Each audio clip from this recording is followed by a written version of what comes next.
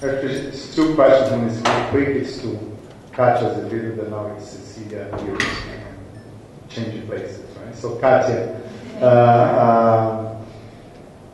the translation area or division of Xerox, this is only for Xerox clients that utilize their products, or you work for any of the any company? This is a separate division of Xerox.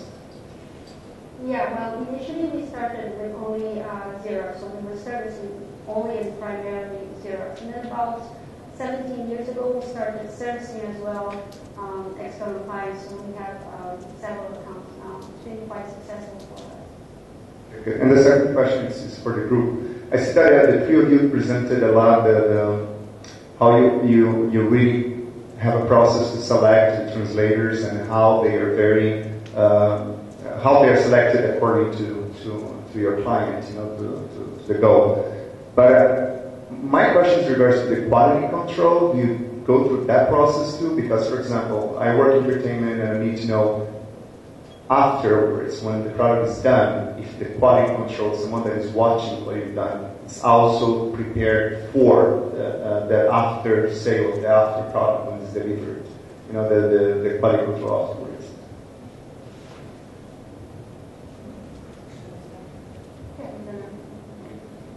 For us, yes, we do it for the web pages and we do it for the training materials. So web pages, once they're posted on the staging server, we have our team and sometimes our internal clients review them for quality. And also the training materials, when they are posted on our training portal, they're reviewed again for quality issues. But otherwise, the volume that we do is so big that we do not have the bandwidth to do quality control once the content is public. We have QA that look at the web pages, and just recently I put a project. I met with a QA vendor that looks at linguistic and mechanical things on the website, and basically they have people that speak the language on board, and they also are specialized in QA. They're really good at finding bugs and things like that. And we're going to be launching a pilot project to look at the German site first and to see what we get from it. And I think that it's wise to do it on our website at least once a year. We don't have the budget. We don't have the budget for anything. My team is so big that it's me and I recently hired somebody else. So everything that we do is like really painful and grassroots. But if we would do it every year to look at the main pages that people visit. You don't have to look at the entire site, I don't think, but with all the tools that are in place today, it's very easy to know what's your 20% page views of your site. And if you QA those, you'll be in a very good shape, I think. So, always looking back. Well, Xerox, what we try to do is we track and we measure customer satisfaction, and we have tools that any type of customer complaint or any type of customer input is cataloged and it's tracked that way. So when we assign targets in the beginning of the year, so and actually in different clients you have different targets because we just say how it is a tough business in terms of, it can be 100% all the time. No, because it's kind of subjective. So it's very important as well to make sure you have established metrics with the clients, and then you keep monitoring and targeting those metrics. That kind of answers your question, right? Because you want to know About CSAT, about customer satisfaction. yes, if we're measuring and verifying only on the when you're taking measure for all the international. Yeah, we measure it for internal Xerox clients, and we measure for external as well. So 2008 data, 2009 data. Internally, we are around 97%. And I believe externally we are about 95% CSAT rates.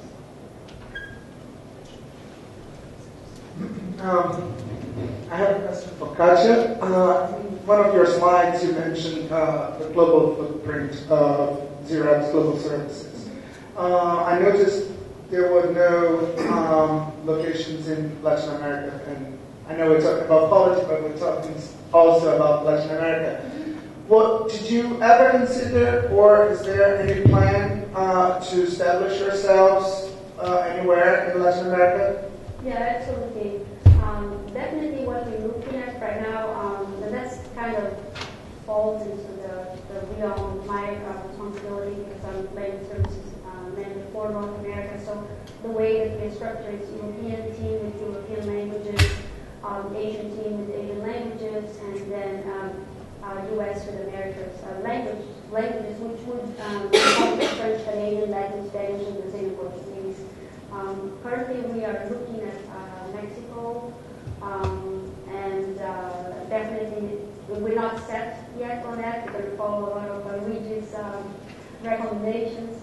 Definitely, Brazil, we're looking into Brazil as well. I have some Twitter questions. Shall we do it later? Okay. From Fadi, not Fadi, sorry. No, Fajar Ferianto. I'll pose to Jeremy.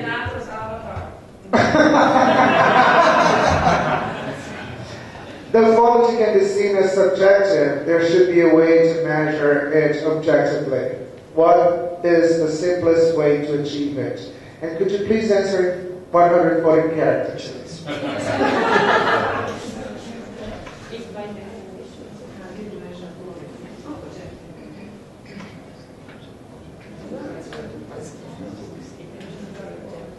think we have kind of covered it in our presentations that those two companies use the LISA model, and at VMware we have special categories. So you basically have to categorize what you're looking for, what you're measuring, and give certain scores, and that's the only way not to objectivize. But we all know that localization is a very subjective area, so a certain subjectivity will always be there despite the objective data.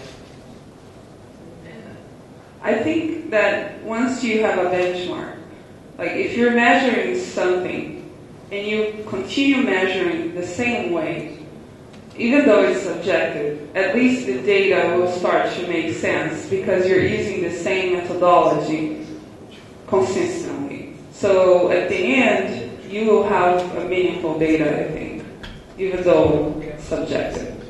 Yeah, that is correct. And just to build on that, so in our TQA process, we have a Xerox proprietary tool that will run a report on pre-processed files and post-process after the proofreader has provided information. We try to have very specific assessment guidelines, specifically to ensure consistency in that type of approach. And then, as Eva mentioned, there are different categories and then the scores, and we score them accordingly to that. And I would agree that there is some type of subjectivity. Whenever we have a problem, we give feedback to the translator based on our usually T4 or T5 reviewers will do that, we do the review. Then what we do is we meet with the TQA team and the translation manager to see if we're going to need an independent person, a third opinion, if you will, just to make sure that we're trying to be as objective and as fair as possible. Also, there's a bit of subjectivity when you compare the languages. We know that we'll never get the highest score for German or Japanese no matter what, because they are never satisfied. And the Chinese and the Latin Americans will always be satisfied with anything we give them because they're so hungry for translations, and even if the quality is 95%, it's good enough for them. It's not good enough for us.